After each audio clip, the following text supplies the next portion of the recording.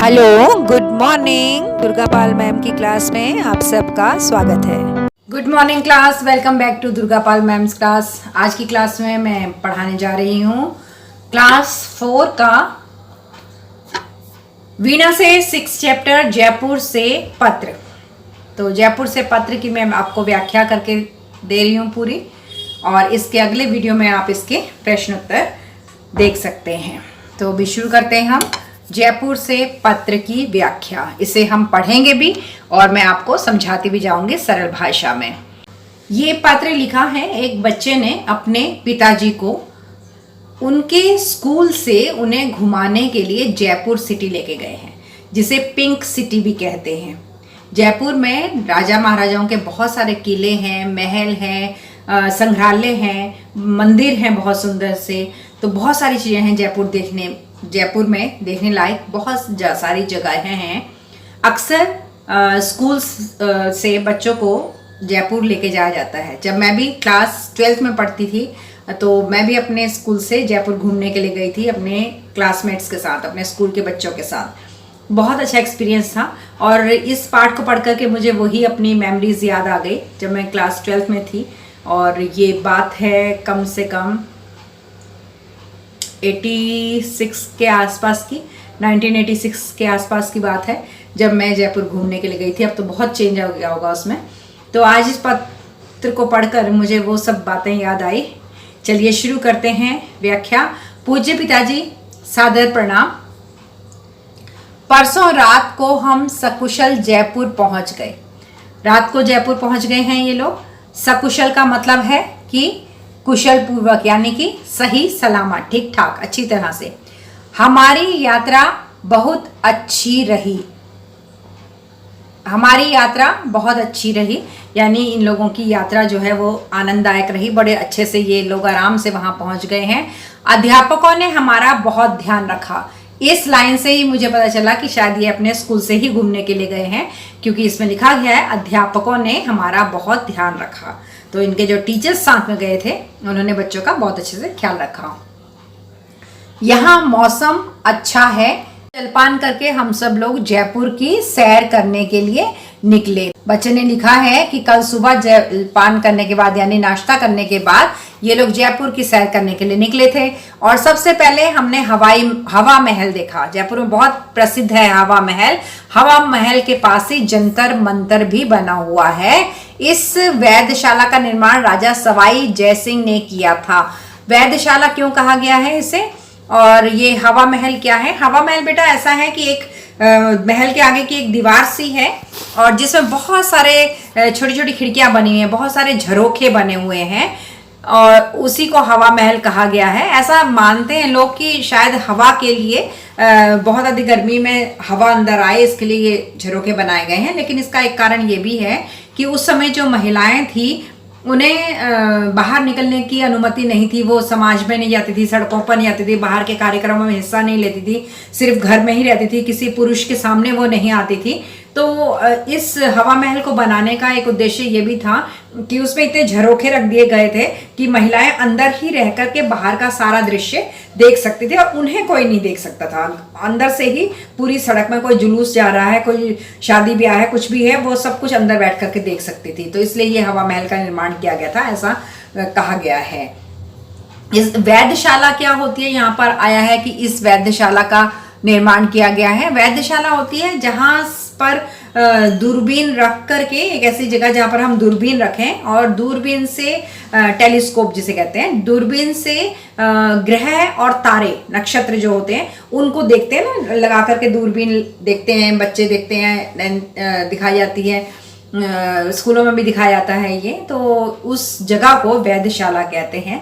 तो हवा महल में बहुत सारे झरोखे थे, तो इसलिए इसको भी वैधशाला कहा गया है, जहां से ग्रह, तारे, नक्षत्रों को आराम से देखा जा सकता था।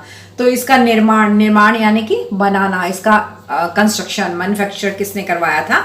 वो राजा सवाई जयसिंह ने किया था।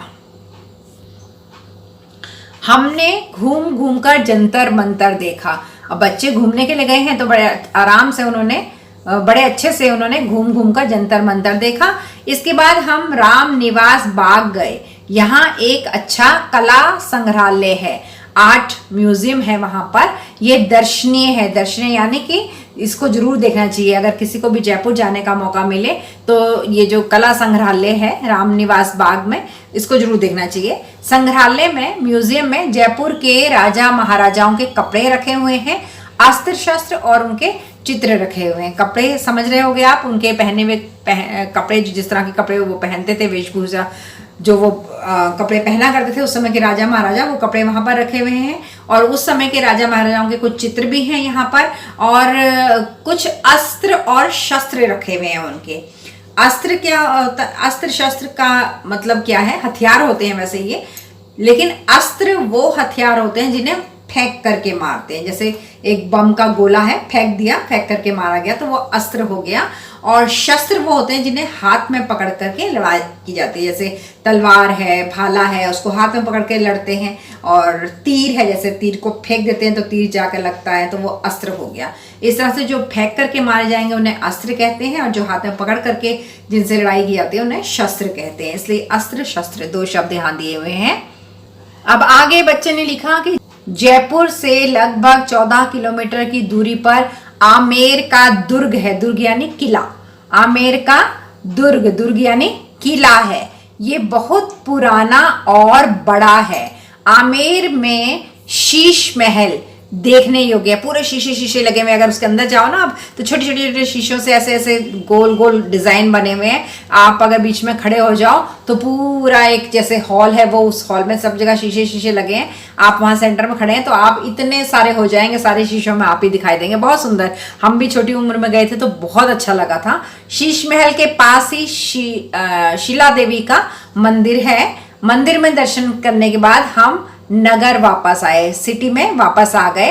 रात को हमने राजस्थान का लोक नृत्य देखा। वहां का जो पुराना डांस होता है, राजस्थानी लोक नृत्य जिसे कहते हैं, तो वो वहां पर बच्चों ने देखा। राजस्थान का विशेष व्यंजन और वहां की जो स्पेशल खाना है वहां का, दाल बाटी चूरमा, वो इन लोगों ने खाई रात के समय। आज दोपहर, 3 दिन की बात है, 3 दिन का पत्र लिखा है बच्चे ने, तो आज दोपहर को हम झीलों के नगर उदयपुर जाएंगे। अगला पत्र उदयपुर से लिखूंगा। माता जी को मेरा प्रणाम और लता बहन को बहुत प्यार। आपका पुत्र अमर। तो ये लिखा है, अमर ने अपने पिताजी को पत्र जयपुर से, वो जयपुर घूमने के लिए गया हुआ है अपने स्कूल की तरफ से, और वहां उसने क्या क्या देखा उसका उसने वर्णन किया है। 2 दिन का ये पत्र है। और अगले दिन उन्हें दोपहर को झीलों की नगरी उदयपुर, अगले दिन दोपहर को उन्हें झीलों के नगर उदयपुर जाना है। और अगला पत्र वो उदयपुर से लिखेगा। उदयपुर से पत्र, ये पत्र लिखने का कारण क्या है, क्यों लिखा गया ये पत्र? इस पत्र को लिखने का खास कारण ये है कि आपको भारत के विभिन्न सुंदर शहरों की जानकारी मिल जाए। वरना अगर अमर पत्र लिखता अपने पिताजी को, तो जब तक वो जयपुर से घूमकर वापस आ जाता तब तक उसके पिताजी के पास पत्र नहीं पहुंचता, और वो आकर के आराम से अच्छे से एक्सप्लेन कर सकता था कि वो कहाँ गया है। लेकिन जो पत्र लिखा गया है, इससे आपको 2 फायदे होंगे। एक तो आपको पत्र लिखना आएगा कि पत्र कैसे लिखा जाता है अपने पिताजी को, अनौपचारिक पत्र, और दूसरा आपको जयपुर सिटी के बारे में भी जानकारी मिलेगी, इसलिए ये पत्र लिखा गया है। तो आपको इस पाठ की व्याख्या समझ में आ गई। जयपुर से पत्र बहुत सरल तरीके से, और कई शब्दों के नए अर्थ मैंने आपको बताए जो शायद आपको ना पता हो पहले। और अगर पाठ पढ़ना अच्छा लगा हो मेरे साथ तो कर दीजिए अब 4 काम। पहला करना है, वीडियो को लाइक करना है। दूसरा, अपने 2 दोस्तों के साथ शेयर करना है। तीसरा, दुर्गा पाल मैम की क्लास को सब्सक्राइब करना है। और चौथा, बेल आइकन को दबा देना है ताकि अगला नोटिफिकेशन आपके पास तुरंत आ जाए। तो अब चलते हैं, मिलेंगे अगले वीडियो में आपके अगले चैप्टर के साथ। तब तक के लिए टाटा, bye bye and love you all. Thanks for attending Durga Pal Ma'am's class. Please like, share, subscribe and don't forget to leave a lovely comment. Thank you.